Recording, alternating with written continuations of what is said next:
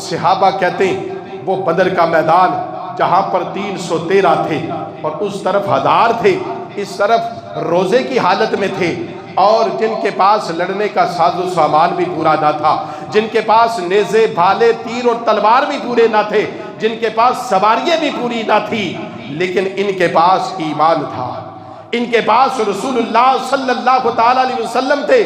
انہیں کوئی پرواہ نہیں تھی نہ تیر پر نہ تلوار پر، بلکہ ان کا ایمان تھا اور ان کا بھروسہ تھا اللہ کی ذات پر، اور انہیں خبر تھی کہ آج ہمارے ساتھ امام الانبیاء صلی اللہ تعالیٰ علیہ وسلم ہے۔ نہ تیغ و تیر پر تکیہ نہ خنجر پر نہ بالے پر، نہ تیغ و تیر پر تکیہ نہ خنجر پر نہ بالے پر، بھروسہ تھا تو صرف ایک سادہ سی کالی کملی والے پر۔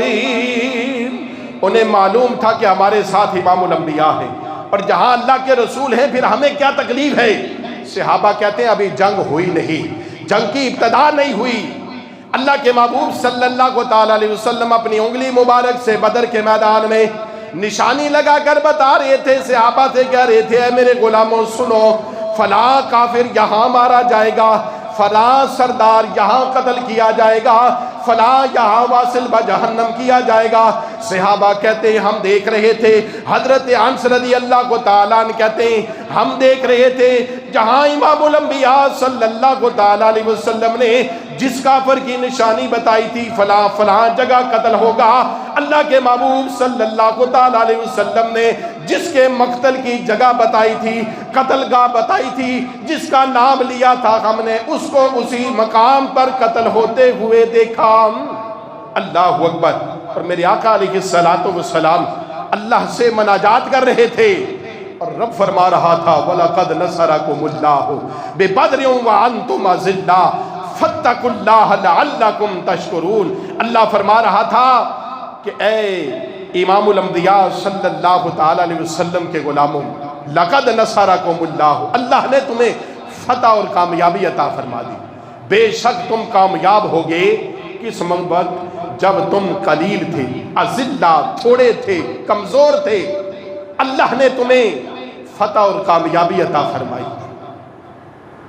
اور کس شان سے فتح اور کامیابی عطا فرمائی؟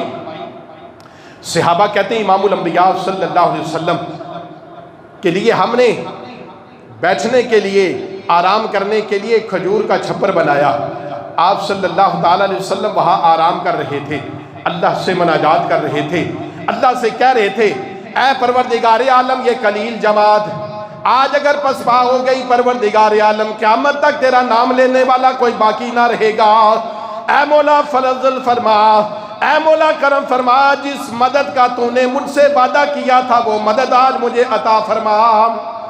سیدنا صدیق اکبر رضی اللہ تعالیٰ عنہ کہتے ہیں مناجات فرماتے فرماتے تھوڑی دیر گزری، امام الانبیاء صلی اللہ علیہ وسلم تشریف لائے اور آپ مسکرا رہے تھے۔ امام الانبیاء صلی اللہ علیہ وسلم تبسم فرما رہے تھے اور فرمایا لو اللہ نے جس مدد کا وعدہ کیا تھا وہ مدد اللہ نے عطا فرما دی ہے۔ حضرت جبریل آمین فرشتوں کی جماعت کے ساتھ 1000 فرشتوں کے ساتھ اللہ رب العالمین نے حضرت جبریل آمین کو بھیجا ہے، اور وہ بدر میں تمہاری مدد کے لیے آئے ہیں۔ پھر 2000، پھر 3000، پھر 5000 فرشتے اللہ نے بدر میں 313 کی مدد کے لیے اللہ نے وہ فرشتے نازل فرمائے۔ صحابہ کہتے ہم جسے قتل کرنے کا ارادہ کرتے تھے، جسے مارنے کے لیے وار کر رہے تھے، ہمارا ابھی وار ہوتا نہیں تھا، اس کا سر تن سے جدا ہو کر زمین پر گرا ہوا ہوتا تھا۔ اللہ اکبر۔ حضرت علی مرتضیٰ شیر خدا رضی اللہ تعالیٰ عنہ فرماتے ہیں کہ میدان بدر میں 3 بار ایسی ہوا چلی جیسی میں نے اس سے پہلے نہ دیکھی تھی۔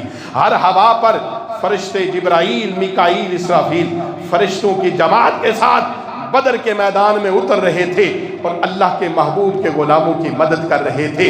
اور وہ میدان بدر میں اللہ نے 313 کو ان ہزاروں پر وہ فتح اور کامیابی عطا فرما دی جو کبھی عطا نہ فرمائی تھی۔ یہ امام الانبیاء صلی اللہ تعالیٰ علیہ وسلم کے سچے غلام تھے جنہیں اللہ نے بدر میں فتح اور کامیابی عطا فرمائی۔ اگر ایمان مضبوط ہو، اگر ارادے مضبوط ہوں، اگر اللہ پر بھروسہ، یقین اور ایمان ہو، تو پھر اللہ رب العالمین 313 کو بھی ہزاروں پر بھاری فرما دیتا ہے، اور 313 کو 1000 کے مقابلے میں 1000 والوں کو شکست دیتا ہے، اور 313 کو اللہ فتح اور کامیابی عطا فرما دیتا ہے۔